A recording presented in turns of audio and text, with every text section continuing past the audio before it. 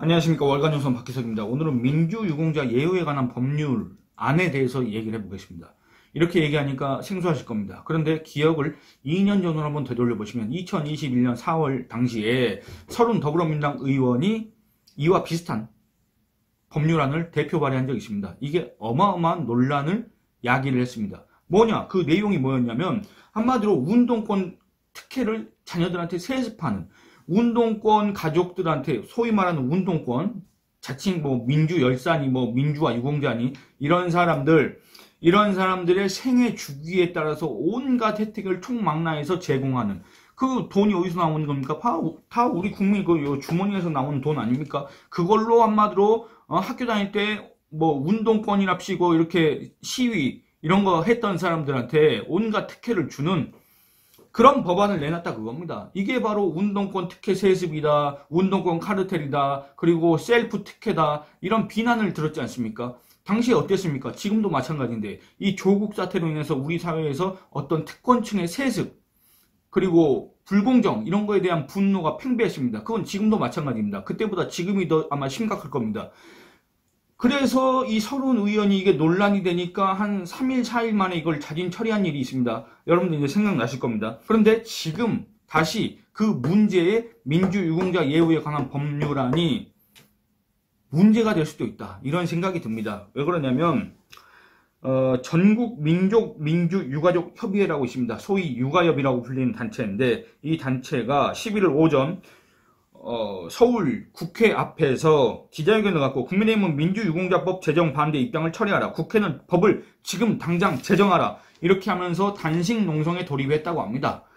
이들은 뭔 주장을 했느냐. 법 제정을 위해 1인 시위를 벌여온 지 651일째, 천막 농성을 시작한 지 552일째 접어들었다. 풍찬 노숙, 천막 농성 3년의 세월 동안 법은 국회 정무위조차 통과되지 못하고 표류하고 있으며 이 과정에서 거리에서 함께 싸우시던 수많은 부모님들께서 영면에 드셨다고 주장을 했습니다. 또 더불어민주당을 향해선 특별한 로드맵 없이 각종 국회 상황에 휩쓸려 기다려달라는 앵무새 같은 말만 반복하고 있다.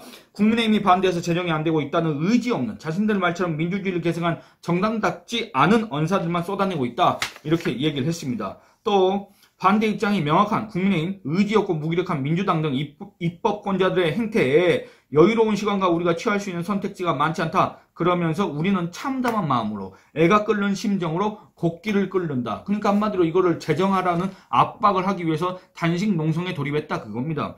아까 제가 말씀드린 것처럼 2021년 4월 당시에 30 더불어민주당 의원이 운동권 특혜 세습 법안을 내놨다가 논란이 됐다고 말씀드렸지 않습니까? 그런데 이거 자진 철회했는데 더불어민주당의 우원식 의원이라고 있습니다. 이 우원식 의원이 2020년에 대표 발의했던 법안이 지금도 국회에 계류 중입니다. 한마디로 살아 있습니다. 이 법안을 갖다가 우상호 의원 있지 않습니까? 이 우상호 더불어민주당 의원이 지난해 더불어민주당 비상대책위원장을 했지 않습니까? 그때 당시에 이 민주유공자 예우에 관한 법률안을 재추진하겠다. 당 차원에서 재추진하겠다. 이렇게 밝힌 바 있습니다.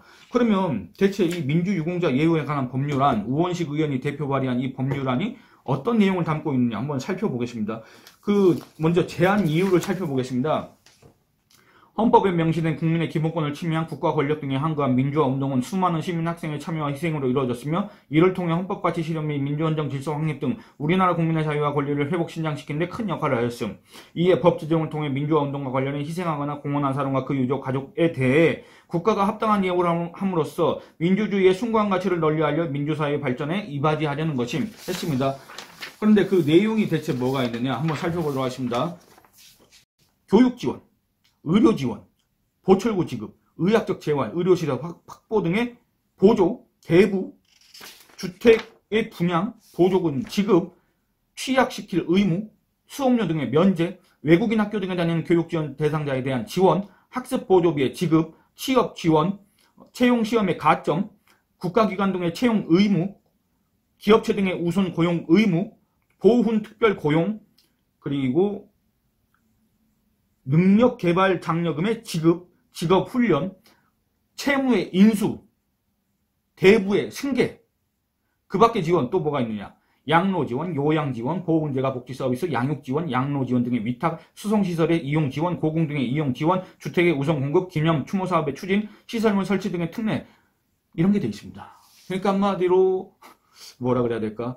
소위 말하는 이들이 지금 주장하는 민주화 운동 관련자, 민주화 유공자의 본인, 배우자, 그 다음에 자녀들에게까지 생애 주기에 맞춰서 주택 취업, 무슨 양로, 양육, 별개별 특혜를 다 주는 그런 내용을 담고 있다 그겁니다.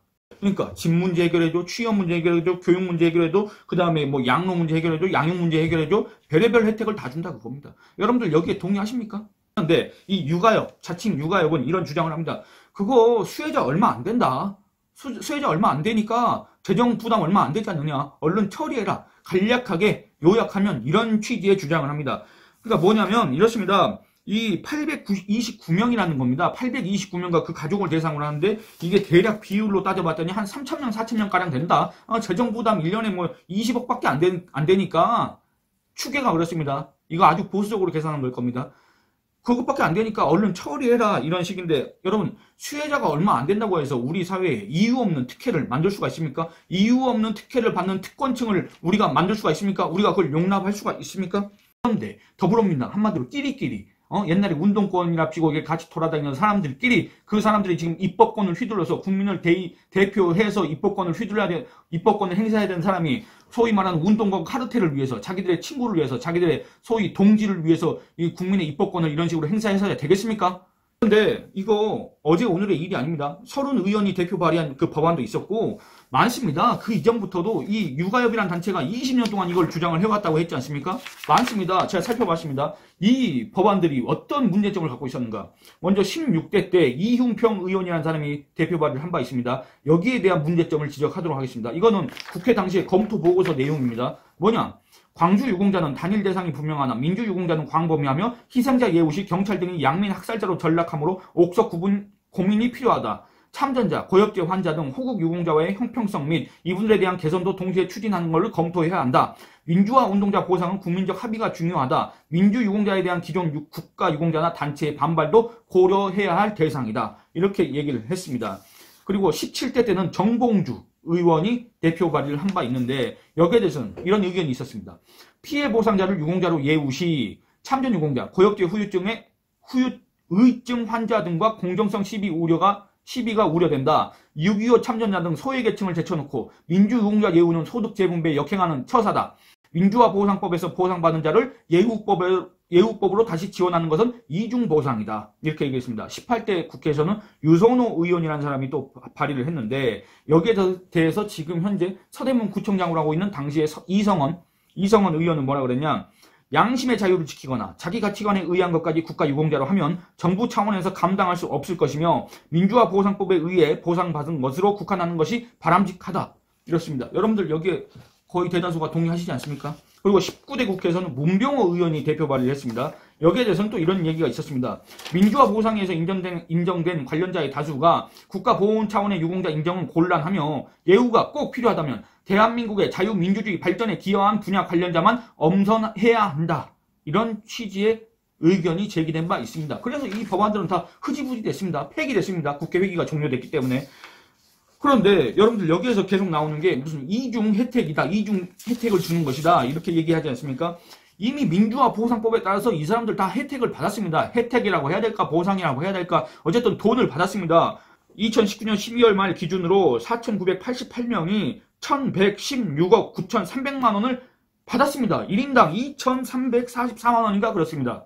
그런데 이렇게 받아놓고 그러니까 이것도 사망, 상위, 그 다음에 유죄 판결자, 해직자, 등의 판정자 뭐 이런 식으로 구분해가지고 그에 합당하게 국가에서 보상을 했습니다. 그런데 이제 또 민주유공자 예우에 관한 법률을 만들어서 또 이들에게 온갖 특혜를 제공한다? 우리 국민이 대체 그래야 될 의무가 뭐가 있습니까? 작년에 우상호 더불어민주당 비대위원장이 민주유공자 예우에 관한 법률안을 당 차원에서 재추진하겠다고 했을 때 당시 권성동 국민의힘 대표 직무대행은 거기에 대해서 엄청나게 비판을 했습니다. 그 내용을 살펴보도록 하겠습니다. 운동권 신분 세습법, 민주당은 부끄럽지 않느냐 이렇게 얘기를 했습니다. 민주당 의원 164명이 찬성 의사를 표시한 운동권 셀프 특혜 법안은 교육, 취업, 의료, 주택, 요양, 대출 등 광범위한 특혜 내용을 담고 있다. 운동권 출신과 자녀들은 그야말로 요람에서 무덤까지 지원받도록 해주겠다는 것이다. 생애 주기에 맞춰 특혜를 준다. 국가가 평생 특권을 주면 이것이 바로 신분이고 그 특권을 자녀에게 물려주면 이것이 바로 세습이다. 말이 좋아 유공자 예우지 사실상 운동권 신분 세습법이다. 이렇게 얘기했습니다. 그리고 이 해당 법안 내용 중에서 장기 저리 대출 혜택 있지 않습니까? 이거에 대해서는 농지, 주택, 사업, 생활비 등 목적이 광범위하고 이율과 상환기간은 대통령령으로 정할 수 있다. 황당하기까지 하다. 요즘 다수 국민은 은행 대출받기도 어렵고 대출받아도 고금리 때문에 힘들다. 민주당이 말로는 민생을 살핀다면서 마음은 제밥에 가 있다. 이렇게 얘기를 했습니다. 또 주택 우선 공급이나 본인의 요양, 자녀의 양육 지원 등은 자신들의 생애 주기에 필요한 사안을 합법 특혜로 입법하는 비상식적 행태다. 무엇보다 예우를 받고 싶으면 명예부터 지켜야 한다. 민주화 운동의 명예를 실추시킨 사람들이 누구인가? 바로 민주당의 운동권 출신 정치인들 아니었나? 이렇게 지적을 했습니다. 그리고 마지막으로 제가 2021년 4월 그 앞서 말씀드린 30의원의 그 법안 관련 논란 당시에 제가 기사를 쓴 일이 있습니다. 기사의 제목은 이렇습니다. 민주화 귀족 특권 세습법 발의 가담한 국회의원들의 면면이란 제목의 기사에 제가 쓴 내용을 읽으면서 오늘 영상을 마무리하도록 하겠습니다. 민주유공자 예우에 관한 법률 제정안은 민주유공자로 인정된 자와 그 가족에 대한 숱한 혜택 제공을 골자로 한다. 이는 국민적 공감을 얻기 어렵다. 현재 우리 국민은 조국 사태 이후 지속적으로 드러나는 문재인 정권 인사들의 불공정과 위선에 분노하고 있다. 갈수록 심화하는 교육의 양극화, 주거의 양극화, 취업의 양극화, 소득의 양극화 등 삶의 양극화에 신음하고 있다. 그런 와중에 입으로는 진보, 민주를 외치면서 뒤에서는 자신들의 기득권을 우리 사회 안에서 영속화하려는 시도로 해석될 가능성이 있는 이 제정안을 용인할 국민은 얼마나 될까? 우리 헌법은 사회적 특수계급의 제도는 인정되지 아니하며 어떠한 형태로도 이를 창설할 수 없다고 한다. 훈장 등의 영전은 이를 받은 자에게만 효력이 있고 어떠한 특권도 이에 따르지 아니한다고 규정한다. 특정한 부류의 사람들에게 각종 특권을 부여하고 이를 세습하게 하는 제도는 위헌이란 얘기다. 합리적 차별을 인정하는 예외도 있다. 헌법은 신체의 상해 또는 가족의 사망 등으로 정신적, 재정적 어려움을 겪어 일반인의 견주어 수험 준비가 상대적으로 미흡한 국가유공자와 그 유족의 생활 안정을 도모하고 다시 한번 국가사회에 봉사할 기회를 부여하기 위해 국가유공자, 상위궁경 또는 전몰궁경의 유가족은 법률이 정하는 바에 의하여 우선적으로 근로의 기회를 부여받는다고 규정하고 있다. 현재 우리 사회에서 소위 민주화 운동을 했다고 자처하는 이중 국민으로부터 국가유공자, 상위궁경, 전몰궁경처럼 정말 조국의 자유민주주의를 위해 자신의 생명과 재산, 명예를 바쳤다고 인정받을 수 있는 자는 과연 얼마나 있을지 의문이다. 민주유공자의 정의는 기존 민주화운동 관련자 명예회복 및 보상에 관한 법률을 준용한다. 해당 법률이 규정하는 민주화운동이란 1964년 3월 24일 이후 자유민주적 기본질서를 문란하게 하고 헌법에 보장된 국민의 기본권을 침해한 권위주의적 통치에 항거하여 헌법이 지향하는 이념의 가치 및 이념가치의 실현과 민주헌정질서의 확립에 기여하고 국민의 자유와 권리를 회복 신장시키는 활동을 말한다. 여기서 중요한 대목은 바로 헌법이 지향하는 이념 및 가치의 실현과 민주헌정질서의 확립에 기여다. 우리 헌법이 지향하는 이념은 자유민주주의다. 이를 실현하기 위한 민주화 운동에 참여하는 과정에서 사망하거나 행방불명된 사람, 부상당한 사람 또는 질병을 앓거나 그 후유증으로 사망한 사람, 유죄 판결, 해직, 처분, 학사, 징계를 받은 사람이 민주화 운동 관련자인 셈입니다. 이들을 제외하고 대한민국 헌법 정신과 무관한 정체불명의 민주주의를 외치면서 반정부 시위를 했거나 체제 변혁을 기도했던 자들은 민주화 운동을 했다고 할 수 없다. 차고 넘치는 그 민주화 운동 관련자 중 정말 대한민국의 자유민주주의를 위해 자신을 희생한 이는 과연 몇이나 될까? 이렇게 제가 쓴 일이 있습니다. 여러분들 제가 쓴 거에 대해서 어떻게 생각하십니까? 여러분들도 같은 의문을 갖고 계시지 않습니까? 같은 의견을 갖고 계시지 않습니까? 아니 지금 이 민주화 보호상법에 따라서 그리고 이 민주화 운동이라고 인정받은 이 사건들의 면면을 보면 정말 기가 찹니다.